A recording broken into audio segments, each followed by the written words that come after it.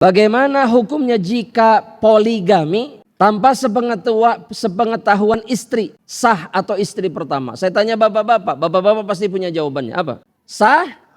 Masya Allah. Sudah jelas ya. Sah karena izin itu bukan syarat. Jadi secara syar'i, sekali lagi harap difahami. Ini hukum fikih secara syar'i. Tidak ada satupun dalil yang menunjukkan bahwa nikah lagi itu harus ngomong. Sehingga pernikahannya sama sekali tidak tergantung dengan izin istri pertama. Kalau secara syar'i. Tapi secara hukum negara harus. Nah itu biasanya yang dihindari oleh bapak-bapak itu biasanya. Tapi saya ingin memberikan pandangan yang lain. Ketika berhasil menikah lagi, maka bukan berarti sukses dan selamat, bukan. Tapi masih tetap ada konsekuensi lain jika kita menikah lagi tanpa kemudian menunaikan kewajiban dan hak. Jadi yang diajarkan sama Islam itu adalah setiap dari pasangan itu sadar bahwa suaminya boleh dan bisa menikah lagi. Dia bisa menikah lagi tanpa izin. Dan kemudian suaminya punya kewajiban bersikap seadil-adilnya jika dia punya pasangan lebih dari satu.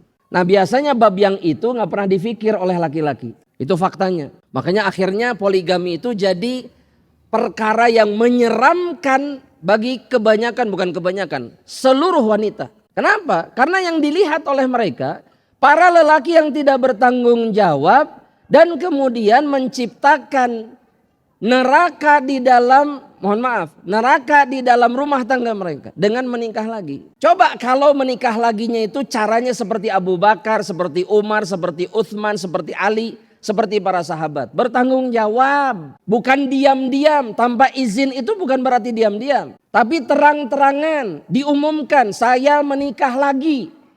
Berani nggak? Karena kata para ulama, menikah lagi diam-diam, padahal pernikahan pertamanya terang-terangan, itu sudah bentuk ketidakadilan yang pertama di dalam poligami. Dan kalau ada perempuan yang mengatakan begini, gak apa-apa saya dinikahi sirri, diam-diam gak apa-apa. Itu bukan wanita baik-baik untuk dinikahi. Bukan.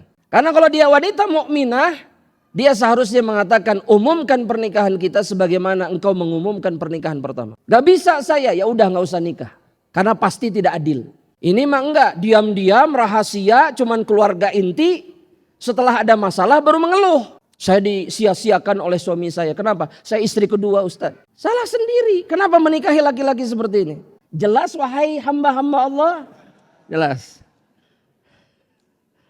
Barakallahu fikum, Masya Allah.